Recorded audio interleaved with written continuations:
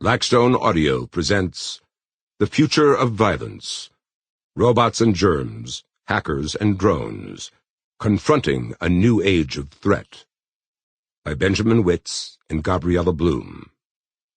This book is read by Tom Weiner. For Ruth Cartoon Bloom, Janet Wittes, and Robert Wittes. Introduction. Imagine for a moment that we changed one fact about the 2001 anthrax attacks, which killed 5 people and sickened 17 others in the wake of September 11, 2001. The FBI's suspect in the case, Dr. Bruce Ivins, or whoever else may have been responsible for the attacks, was clearly not attempting to kill as many people as he possibly could.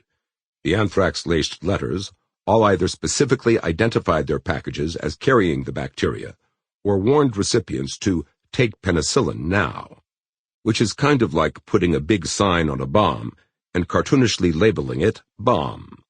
Moreover, using the U.S. Postal Service to distribute the packages kept the anthrax spores in relatively contained spaces: postal system buildings, the buildings of targeted entities, and the channels of postal distribution. Nevertheless, spore leakage caused illness and even death among some people outside the postal system. Now imagine that the objective of the attack had been to maximize casualties, and that the attacker acted accordingly.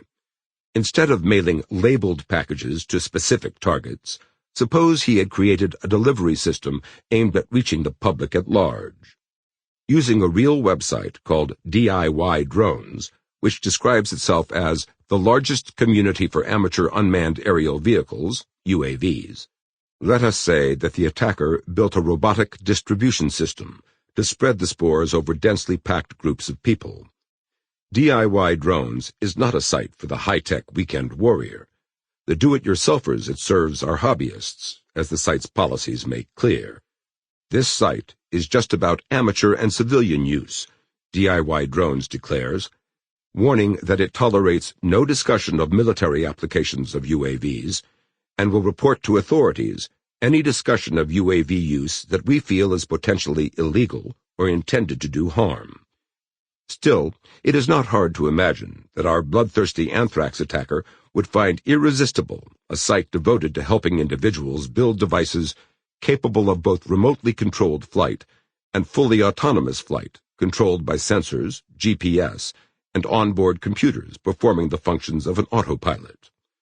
Without too much trouble or expense, much less a pilot's license, he could build himself a drone. Sample complete. Ready to continue?